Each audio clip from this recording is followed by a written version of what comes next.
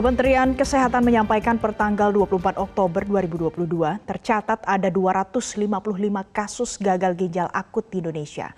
Surat edaran Kemenkes terkait larangan penggunaan, penjualan, dan meresepkan obat cair atau sirup sementara berhasil mencegah penambahan kasus baru.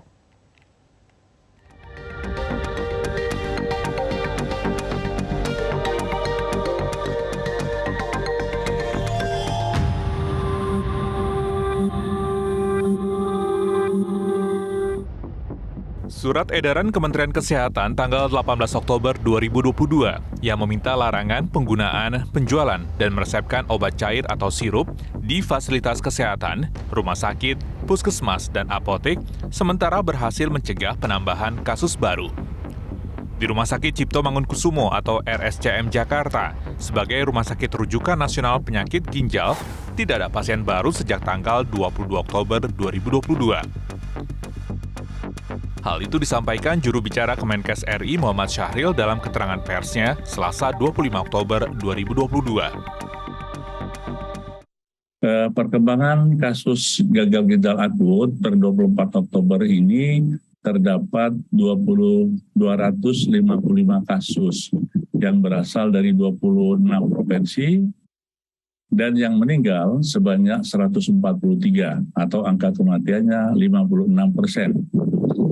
Dari data ini ada penambahan 10 kasus dan 2 kasus kematian. Namun 10 kasus ini dan 2 kematian ini adalah kasus yang lama terlambat dilaporkan yang terjadi pada bulan September dan awal Oktober tahun 2022. Jadi bukan kasus baru ya.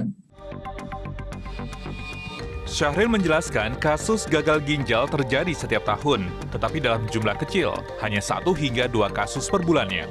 Namun setelah terjadi lonjakan lebih dari 35 kasus pada akhir bulan Agustus lalu, kasus ini menjadi perhatian pemerintah.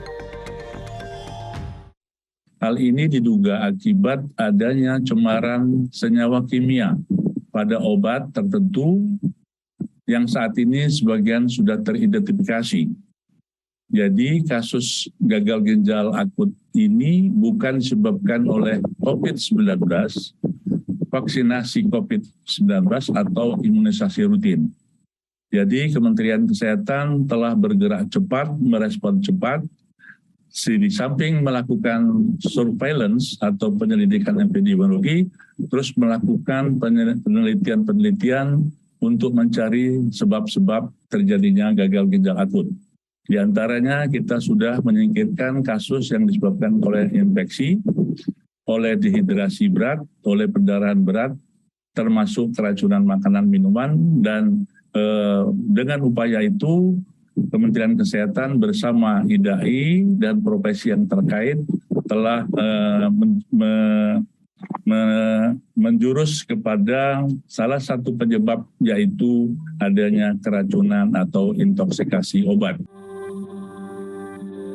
Pemerintah telah mendatangkan obat antidotum yaitu Fomepizole sebanyak 26 vial dari Singapura dan 16 vial dari Australia, serta akan mendatangkan lagi 200 vial dari Jepang dan Amerika Serikat.